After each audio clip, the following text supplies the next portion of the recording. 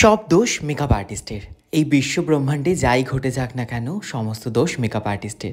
মানে মেকআপ আর্টিস্টের ওপর দোষ দিয়ে দেওয়া এটা আজকাল একটা ট্রেন্ড হয়ে গেছে। কথাটা ভুল বললাম, মেকআপ আর্টিস্টের ওপরে নয়, একে অপরের ওপরে দোষ চাপিয়ে দেওয়াটা কিন্তু এখন একটা ট্রেন্ড হয়ে গেছে। আসল মূল বিষয়টা কি কেউ না জেনে না বুঝে সমস্ত কিন্তু চাপিয়ে দেয় একে অপরের ওপরে। আমরা যে সবাই একই প্রফেশনে, কখনো সেটা কেউ বুঝতেই চায় না। সবাই শুধু চায় নিজের দোষটা অপরের ঘাড়ে দিয়ে নিজের পিঠটা বাঁচিয়ে নিতে। কাল থেকে আমি আমার ফেসবুক ওয়ালে একটা পোস্ট খুব দেখতে পাচ্ছি, যেটা আমি নিজেও শেয়ার করেছি। একটা ব্রাইডের অবস্থা দেখে আমার নিজেরও খুব খারাপ লাগছিল।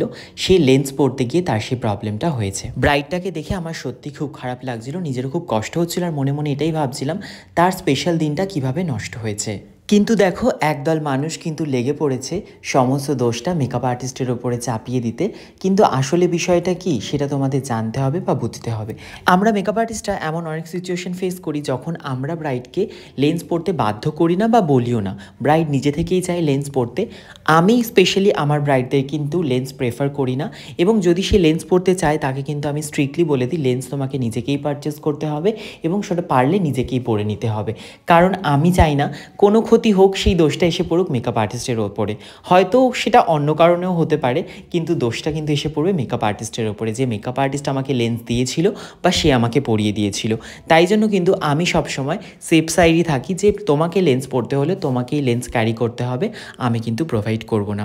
আমি সমস্ত মেকআপ আর্টিস্টদের একটা কথাই বলবো, তোমরা কিন্তু কেউ কখনোই ব্রাইডকে লেন্স প্রোভাইড করবে না। যদি তার লেন্স পরতেই হয় তাকে নিজেকে কিনে নিতে বলবে। এবারে বলি, যারা ব্রাইডকে জোর করে লেন্স পরায় বা ব্রাইড লেন্স পরতে চায় বলেই তাকে কিন্তু লেন্স পরানো হয়, তখন কিন্তু লেন্সটা খুব ভালো করে ক্লিন করে তোমাকে তারপরেই পরাতে হবে, যাতে তার মধ্যে কোনো ফাঙ্গাস না থাকে। তোমাকে সেই প্রপার টেকনিকটাও কিন্তু জানতে হবে, যাতে লেন্স পরানোর পর ব্রাইডের চোখে কোনো ইরিটেশন না হয়, কোনো প্রবলেমও না হয়। আর যদি বলো মডেলদের কথা বা শ্যুটের কথা, আমি এমন অনেক শ্যুটও করিয়েছি যেখানে আমি মডেলকে লেন্স পরাইনি। আবার অনেক সময় এমনও হয়েছে মডেলের চোখে প্রবলেম ছিল, সে আমাকে বলেছিল আমি লেন্স পরতে পারবো না, তুমি কি আমার শ্যুটটা ক্যান্সেল করে দেবে।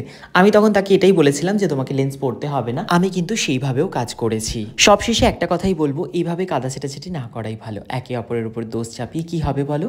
নিজের কাজটা মন দিয়ে করো, আর সবার প্রতি বিনয়ী হও, সবাইকে বোঝো, তবেই দেখতে পারবে তুমি তোমার কাজটাও খুব ভালো করে করতে পারছো। আসল প্রবলেমটা কি সেটা বোঝার চেষ্টা করো, আর প্রবলেমটা কোথা থেকে হচ্ছে সেটা বোঝার চেষ্টা করো। একে অপরের উপর দোষ চাপিয়ে কি হবে। অনেক কথাই বলে ফেললাম, কোনো কথা যদি খারাপ লাগে থাকে অবশ্যই আমাকে ক্ষমা করে দিও। আর ভিডিওটা কেমন লাগলো জানিও। এটা ছিল পায়েলের বিয়ের লুক, যেটা তোমাদের সাথে আমি অলরেডি শেয়ার করেছি, আর এই ভিডিওটা আমি এভাবেই শেয়ার করলাম।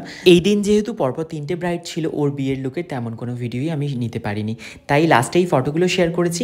কমেন্ট করে জানিও কেমন লেগেছে, ভালো লাগলে লাইক কমেন্ট শেয়ার করে দিও, পেজটা ফলো করে নিয়ে এমন সুন্দর সুন্দর ভিডিও দেখা।